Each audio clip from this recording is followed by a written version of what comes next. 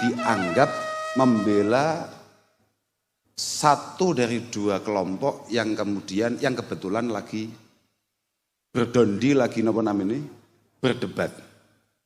Kepentingan kita adalah mengingat-ingat betul bahwa Allah Subhanahu wa Ta'ala itu melarang secara keras kepada kita semua untuk kita ini bercerai-berai.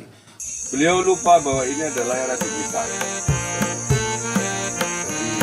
Ibarat rasa bangsa dan istilah ma'rifat.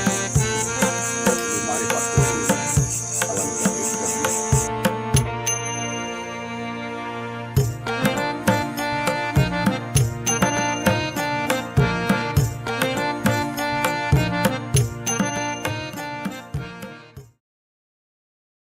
Dados kula niku pirang-pirang dina niku rodok populer.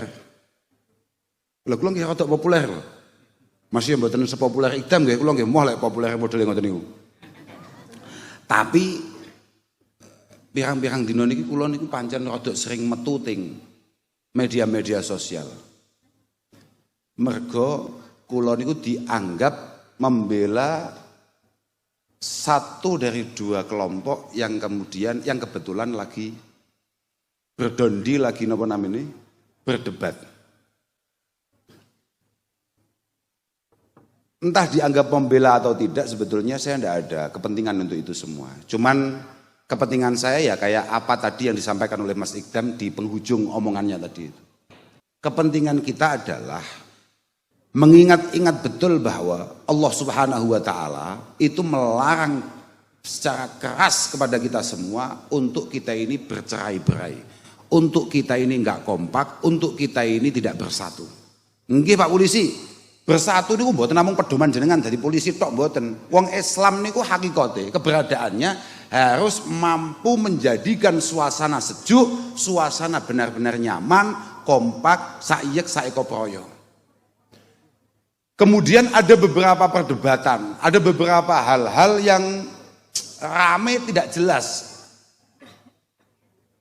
Tidak jelas asal usulnya bagaimana, kepentingannya apa, apalagi manfaatnya apa. Ngoten lho. Lah padahal kula tasih emut didhawuhne kali Imam Auza'i, didhawuhne idza aradallahu biqaumin syarra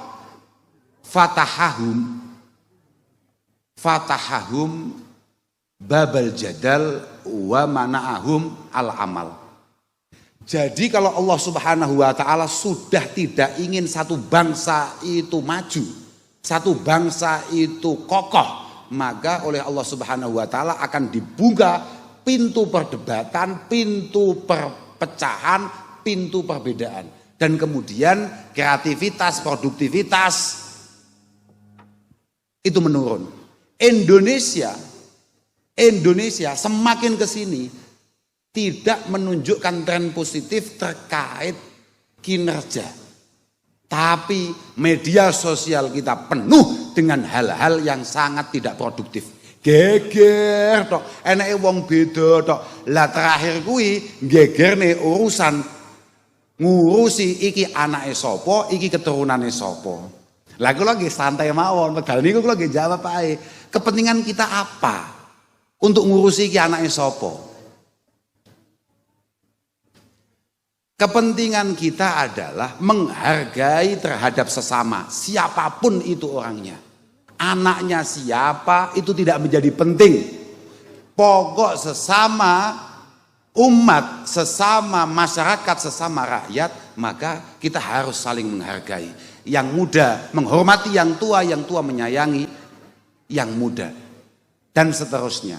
Lah kula namung matur ngoten-ngoten niku, tapi kula nggih komentar bahwa Rasulullah Shallallahu Alaihi Wasallam itu memang benar-benar memerintahkan kita untuk selalu mengikuti para ulama. Dan ulama itu saya ngomong, ulama itu non ras.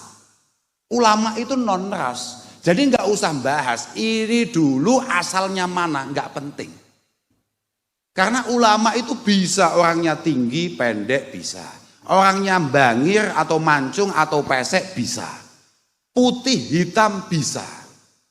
Semua ulama al-amilun, as-salihun harus kita ikuti. Kemudian saya ngomong bahwa memang Rasulullah tidak pernah memerintahkan kita untuk mengikuti keturunannya, tapi beliau minta kita untuk menghormati keturunannya dan memuliakan keturunannya. Terus akhirnya aku dibully. Aku yang jawab, aku yang santai. Kalau nggih mboten ngerti nek kula dibully niku, sing ngerti niku nggih bocah-bocah niku. Kula nggih jawab, "Wah, berarti aku serodok menasional ya." Bagus. Karena ketika kita dibully, wah itu berarti kita dianggap omongan kita muktabar.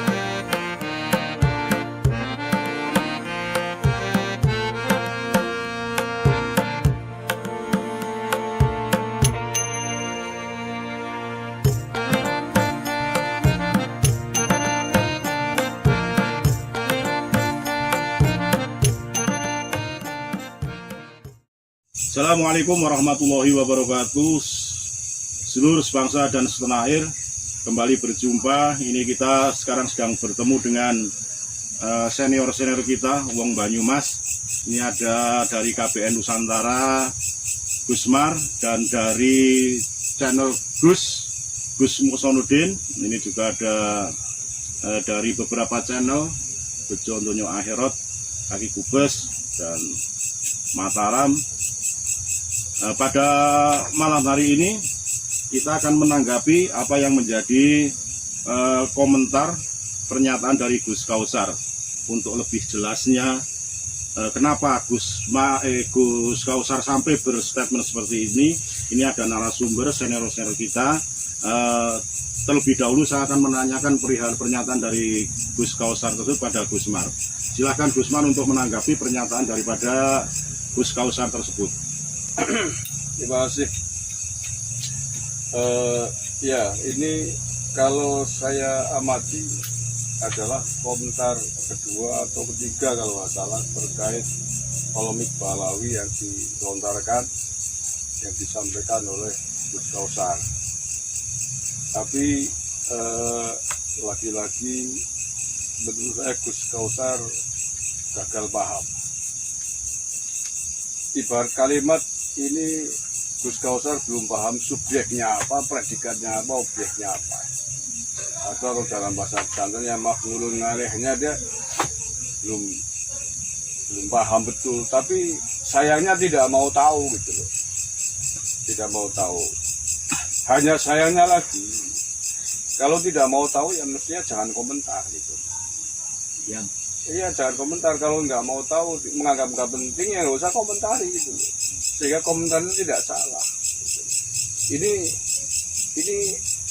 lucu kalau menurut saya, sudah menganggap ini nggak penting, nggak mau tahu urusannya apa, tapi masih terus komentar, baper, banyak dibully. Ya dibully kan karena beliau sendiri yang berkomentar tapi menyelenteng jauh dari substansi atau akar persoalan. Dia menyebut kasusnya aja nggak berani tadi kan, menyebut perbedaan atau perdebatan tentang apa aja nggak berani. Nggak berani. Bagaimana mau menanggapi? Berarti Nggak tahu persoalan.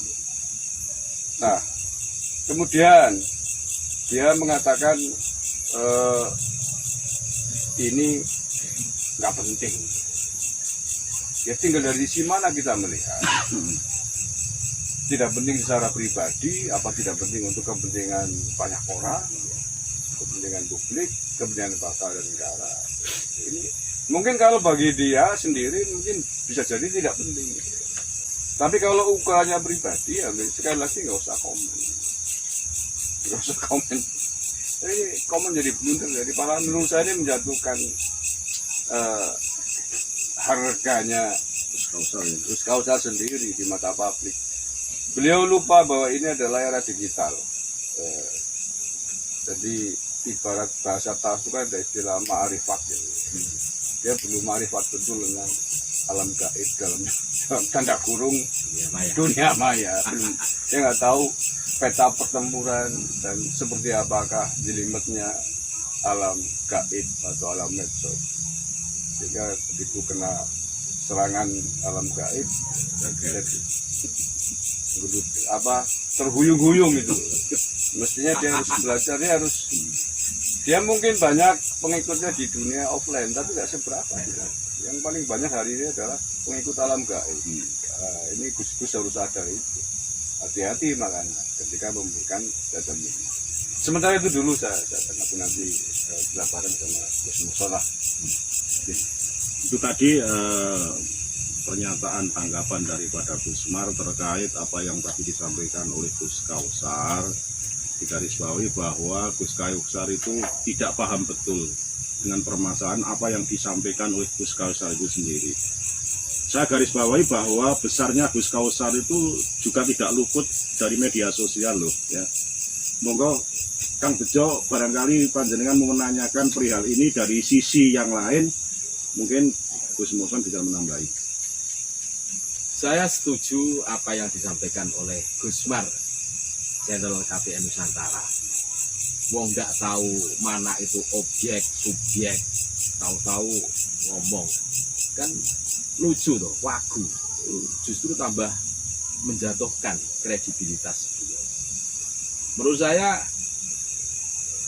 pada saat tidak tahu, kan dia sendiri yang bilang bahwa saya tidak tahu antara apa yang diperdebatkan terus apa kan tidak disebutkan. Ya sudah diam saja, itu lebih menyelamatkan. Saya sangat setuju dengan apa yang disampaikan oleh KPN Nusantara. Cuma menaukiti saja. Itu tadi ya